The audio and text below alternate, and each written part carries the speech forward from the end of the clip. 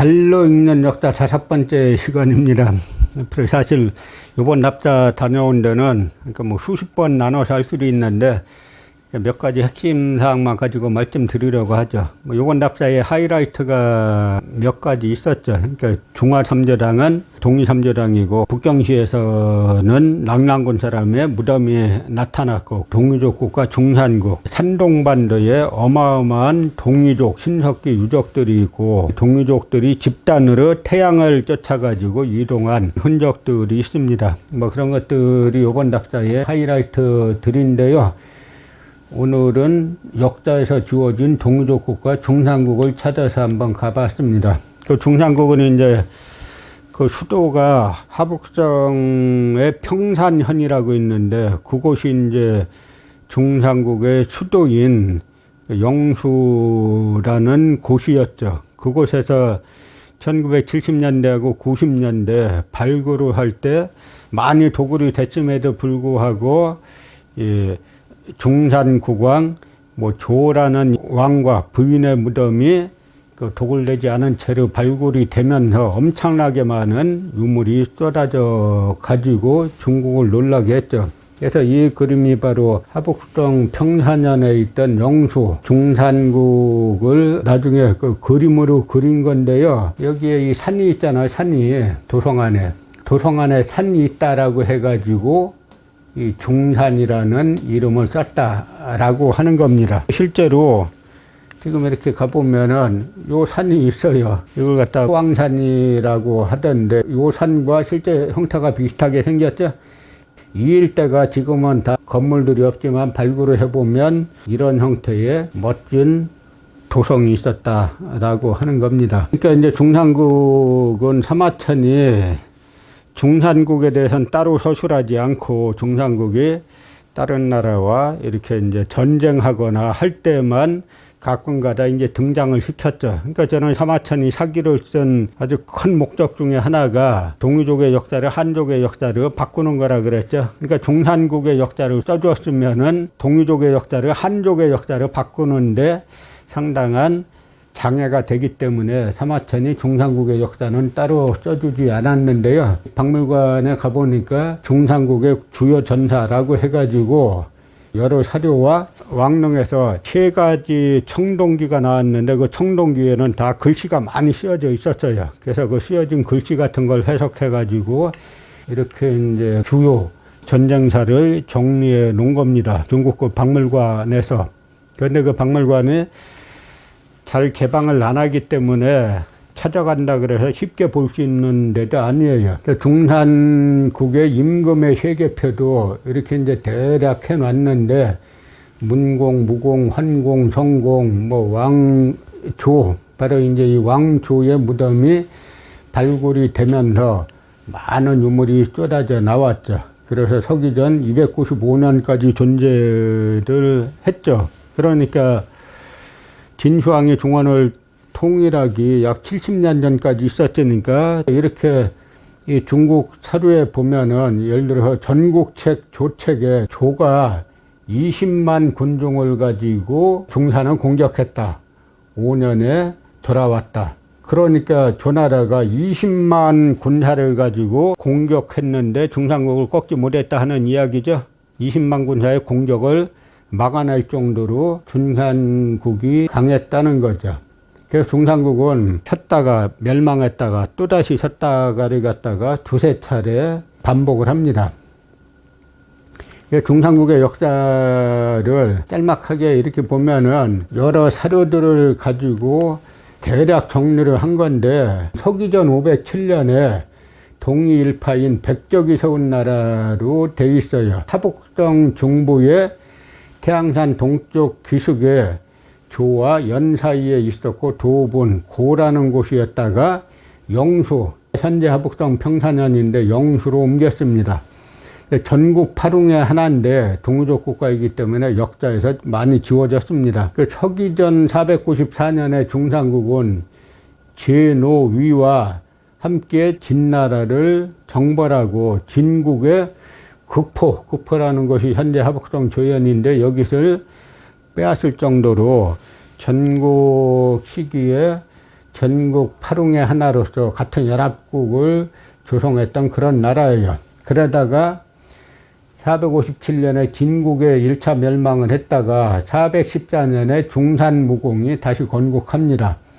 그 다음에 407년에 위국이 위나라가 중산국을 다시 점령했는데 서기전 380년 전후에 중산환공이 다시 건국을 해가지고 영수를 수도로 삼으면서 강대국으로 다시 이제 발돋움하게 되는데요. 이때 서기전 327년에는 중산왕이 즉위해가지고 부국강병을 이룩하고 323년에 위나라, 한나라, 조나라, 연나라와 중산국이 함께 5나라가 오국 상왕을 칭하는 데게 아주 중요한 사건이에요. 그러니까 5나라가 우리는 주나라의 제후가 아니라 우리도 주나라 주왕처럼 황제다.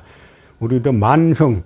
그 중국에서는 황제는 만승의 제국이라 그러고 각 제후들은 천승. 그러니까 만승은 4마리의 말이 끄는 수레가 10,000대 있다는 거고 천승은 4마리의 말이 끄는 수레가 1,000대 있다는 건데 우리는 천승지국이 아니라 만승지국이다라고 해가지고 5나라가 서로 왕을 칭하는데 중산국도 이때 왕을 칭합니다.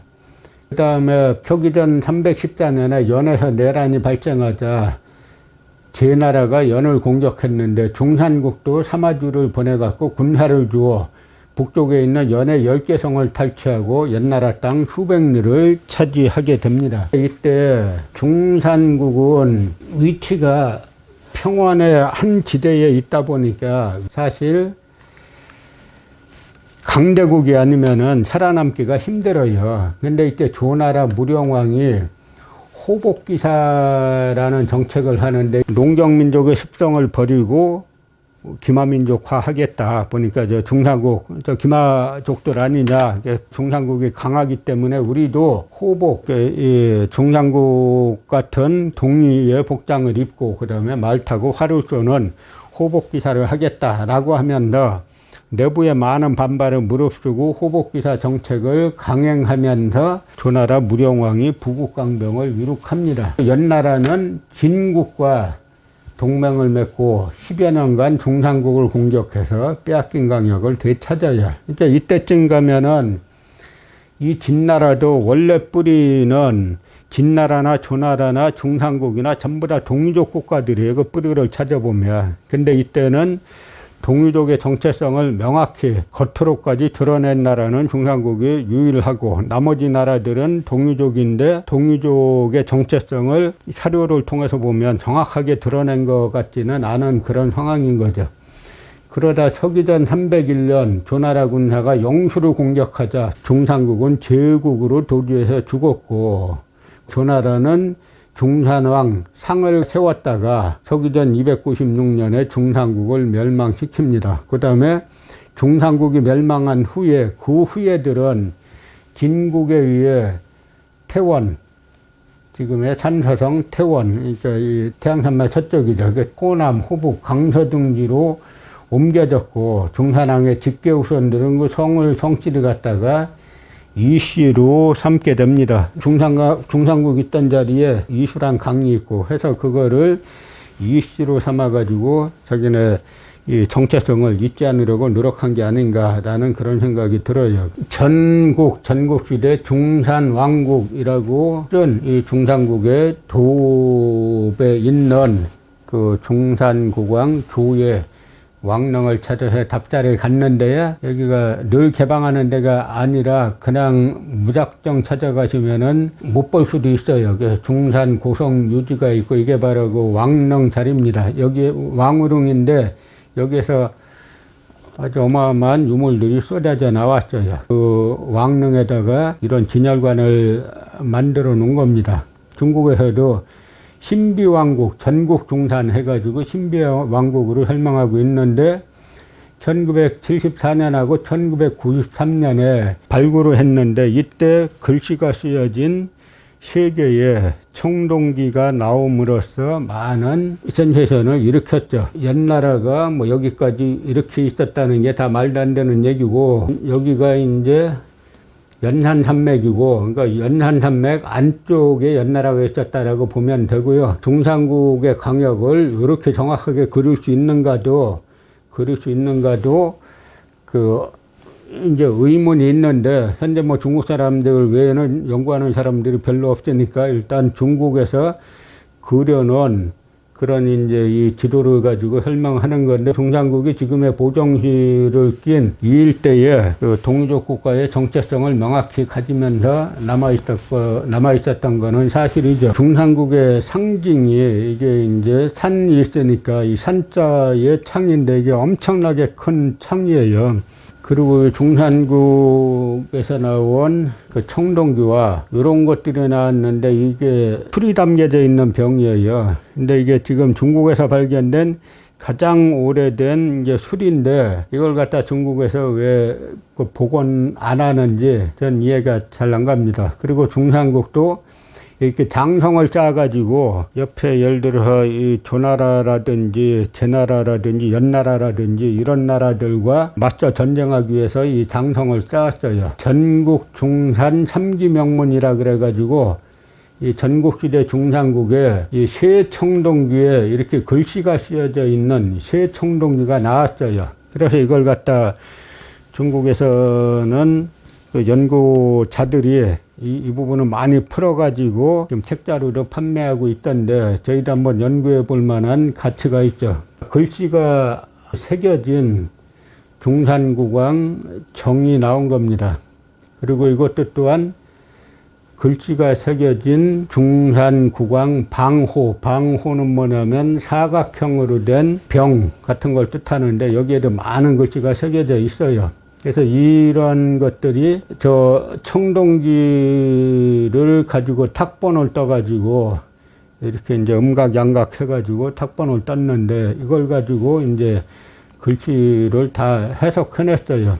근데 제가 이 청동기에 쓰여진 글자를 보고 놀랐던 게 이거 이향상제 이사선왕이라고 쓰여져 있는 건데요. 상제께 잔치드림으로써 선왕께 제사드립니다 라는 내용인데 이 상제에게 제사를 드린다, 잔치를 드린다 라고 하는 이 얘기는 뭐냐면 중산국 사람들이 하늘의 자손이다라는 천손 사상을 확실하게 갖고 있었다라는 것을 말해 주는 거죠. 자기네 왕들, 선왕들은 바로 상제를 계승한 천손의 자손이다. 그러니까 우리 동이족 국가들은 단군 사화에서부터 다 하늘의 자손을 이야기하잖아요. 그래서 그 전통이 동이족의 천손 사상 전통이 여기에 정확히 이 청동기에 쓰여진 글자에서 다시 한번 확인했다라는 것이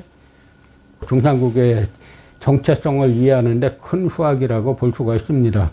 아직도 이런 도성성벽 유적이 남아 있고요. 각종 용범, 여기에 이제 청동이나 철을 부어가지고 도구로 만드는 거죠.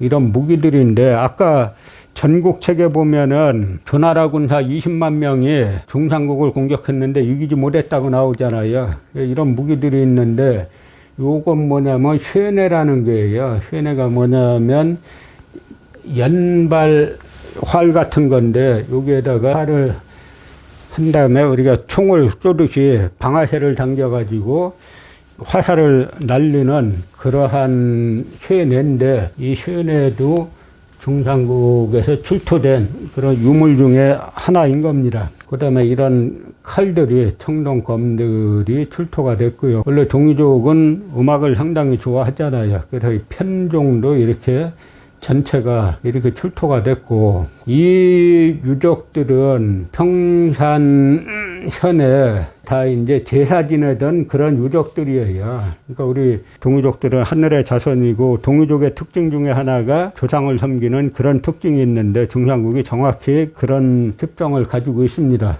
동이족의 습성 중에 하나가 제사를 지내고 술을 마시고 춤추고 놀고 하는 건데, 이게 바로 여기에 설명에 나온 대로 중국에서 발견된 가장 오래된 술이 이 중산국 자리에 나왔습니다. 또 하나 중요한 거는 명도전이라는 돈을 찍어내는 용범들인데요. 이 말은 뭐냐면 중산국이 자체의 화폐를 찍어내는 기구를 가지고 있었다는 거죠.